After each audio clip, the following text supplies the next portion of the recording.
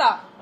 కానీ ఈ ప్రాసెస్ లోని ఒకవేళ గనక నన్ను పిలిచి ఉంటే, లేకపోతే ఒకవేళ గనక నా పార్టిసిపేషన్ గనక ఈ ప్రాసెస్ లో ఎక్కడైనా పెడితే, నాకున్న ఐడియాస్ ఒక 2-3 నేను మీ అందరితో షేర్ చేయాలనుకుంటున్నాను. ఈ రోజు నిన్న జరిగిన inauguration, Araku coffee stall inauguration మన పార్లమెంట్ లో జరిగిందన్న విషయం మనందరికీ తెలిసిందే. అయితే ఈ ఇనాగ్రేషన్ ఫంక్షన్ కి స్థానిక అరకు ఎంపీని పిలవకపోవడం బాధాకరం. అయితే ఈ అరకు స్టాల్ ని ఇనాగ్రేట్ చేయడం నిజంగా గర్వించదగ్గ విషయం, మనందరికీ proud moment. Especially people from tribal కాన్స్టిట్యున్సీకి చెందిన పీపుల్ అందరికీ ఇది ఒక ప్రౌడ్ మూమెంట్. అంతర్జాతీయ ఖ్యాతి కలిగిన అరకు కాఫీ పార్లమెంట్ లో స్టాల్ పెట్టడం నిజంగా గర్వించదగ్గ విషయం. అట్లాంటి అంత మంచి విషయాన్ని అరకు స్థానిక ఎంపీగా ఉన్న నన్ను ఇన్వైట్ చేయలేదు. కానీ ఈ రోజు నేను ప్రెస్ మీట్ పెట్టి మీ మీడియా ముందుకు రావడానికి గల ప్రధాన కారణం నన్ను ఇన్వైట్ చేయలేదు అన్నది కాదు. ఇన్వైట్ చెయ్యకపోయినా నేను ఫీల్ అవ్వలేదు, బాధపడలేదు, చింతించలేదు. కానీ ఈ ప్రాసెస్ జరుగుతుంది, అరకు కాఫీని పార్లమెంట్ లోకి తీసుకుని వచ్చి పెడతాము అనే ఆలోచన మీకు కలిగిన రోజే అక్కడ మన ఎంపీ ఉన్నారు, మన సమస్యల మీద ఆమె పార్లమెంట్ లో మాట్లాడుతున్నారు, ఆమె వాయిస్ ని వినిపిస్తున్నారు పార్లమెంట్ లో. అలాంటప్పుడు అంత మన కోసం ఫైట్ చేసే ఆమెకి ఒక్కసారి చెప్పాలని అనిపించలేదా అని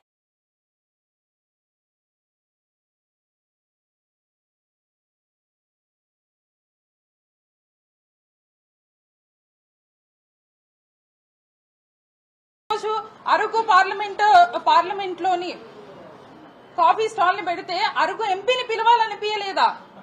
కానీ ఈ ప్రాసెస్ లోని ఒకవేళ గనక నన్ను పిలిచి ఉంటే, లేకపోతే ఒకవేళ గనక నా పార్టిసిపేషన్ గనక ఈ ప్రాసెస్ లో ఎక్కడైనా పెడితే, నాకున్న ఐడియాస్ ఒక 2-3 నేను మీ అందరితో షేర్ చేయాలనుకుంటున్నాను.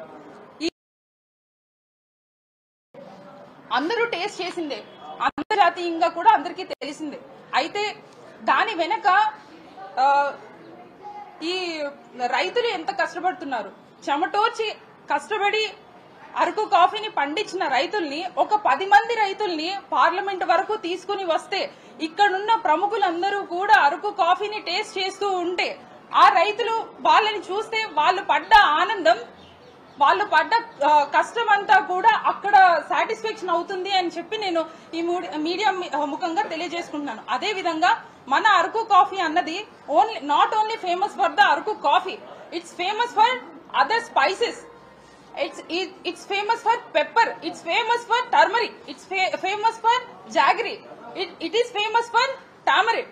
ఇట్లాంటి స్పైసెస్ ఎన్నో ఉన్నాయి. అరకు కాఫీ మాత్రమే అరకుకి ఫేమస్ కాదు, Araku famous for all the spices. ఇట్లా ఎన్నో ఉన్నాయి. అట్లాంటివన్నీ కూడా మనం బయటకు తీసుకుని వచ్చి ఇక్కడ పార్లమెంట్ సాక్షిగా ఎంతో మంది ఎంపీలకు కానీ, స్పీకర్లు కానీ, లేకపోతే ఇక్కడ నిన్న పార్టిసిపేట్ చేసిన అందరికీ మనం తెలియజేయవలసిన పరిస్థితి ఉండేది, ఒకవేళ నన్ను కూడా పార్టిసిపేట్ చేయగలిగితే. అదే విధంగా ఈ రోజు నిన్న జరిగిన ప్రోగ్రామ్ లోని అరకుకి ఫేమస్ అయిన దెంసా నృత్యం ఉంది. నిజంగా ఒక 10 మందిని మనం తీసుకుని వచ్చి ఆ నృత్యం కూడా అందరికీ తెలియజేసే వాళ్ళం. ఇట్లాంటివి ఎన్నో ఉన్న అరకుని ఓన్లీ వచ్చి 2-3 వచ్చి, ఇప్పుడు నేను రైతుల్ని తీసుకుని రావాలి అనేసి నేను అనుకున్నాను. కానీ పక్కనే ఉన్న ఎంపీని పట్టించుకునే వాళ్ళు రైతులను అంత దూరం నుండి ఎక్కడి నుండి తీసుకొస్తారు, అది నా భ్రమ. కాకపోతే అదే విధంగా ఈ మీడియా ముఖంగా నేను తెలియజేసేది ఏంటంటే, ఇట్లాంటి పనులు ఏవైతే జరుగుతున్నాయో నా ప్రమేయం లేకుండా, నన్ను పిలవకుండా ఇది చేసింది టెంపుల్ ఆఫ్ డెమోక్రసీగా పిలిచే ఈ పార్లమెంట్ లోనే ఇట్లాంటి వైలేషన్ కలుగుతూ ఉన్నప్పుడు, మా ఇక్కడ ఉన్న స్థానిక ఎంపీనే పిలవలేనప్పుడు, ఇట్లాంటి రకరకాల పనులు, లేకపోతే మీటింగ్స్ కానివ్వండి, ఏదైనా ఇనాగ్రేషన్ కానివ్వండి, నా సొంత కాన్స్టిట్యున్సీ అయిన అరకు, మన్యం, ఏఎస్ఆర్ జిల్లాల్లో కూడా చాలా జరిగినవే. అది ఏదో నామకే వాస్తే, ఏదో నేమ్ సేక్ కోసం నన్ను ముందు రోజు నాకు ఫోన్ చేయడం కానీ, ఫోన్ చేసి మేడం ఇలా ఉంది అని చెప్పడం కానీ చాలాసార్లు జరిగింది.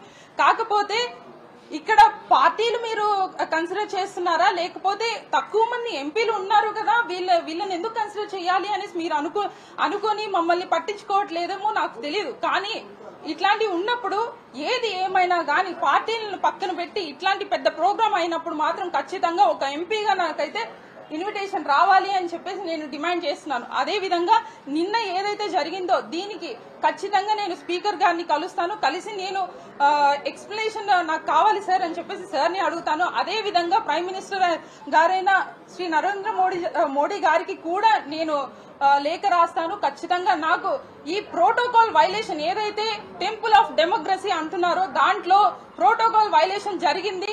అది ఎవరు చేశారు, ఎందుకు చేశారు, ఇంటెన్షనల్లీ చేస్తే ఖచ్చితంగా నాకు జస్టిస్ కావాలి అండ్ నాకు ఎక్స్ప్లెనేషన్ కావాలని చెప్పేసి నేను డిమాండ్ చేస్తున్నాను.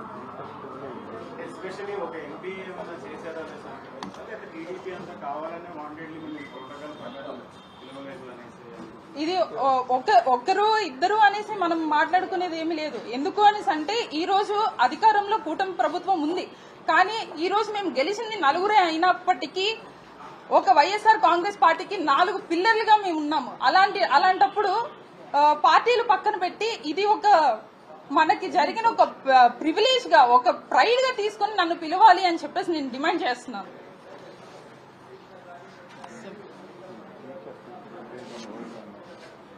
బాబు నేను చెప్పొచ్చా?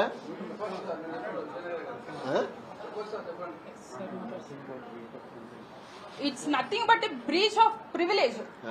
ఇది ఎందుకు అని అంటే ఒక పవిత్రమైన పార్లమెంట్ లోనే నాకు ప్రోటోకాల్ పాటించట్లేదు, ఒక ప్రోటోకాల్ వైలేషన్ అయ్యింది అని అంటే రేపు పొద్దున నేను కాన్స్టిట్యున్సీకి మళ్ళీ తిరిగి వెళ్ళినప్పుడు కూడా అక్కడే జరిగిన మనిషికి అక్కడేం జరుగుతుంది అని చెప్పేసి నేను ప్రశ్నిస్తున్నాను. ఇదే విధంగా కొనసాగితే మాత్రం ఖచ్చితంగా నేను I demand for an explanation, ఎందుకు ఈ విధంగా జరిగింది అని చెప్పేసి నేను ప్రశ్నిస్తున్నాను.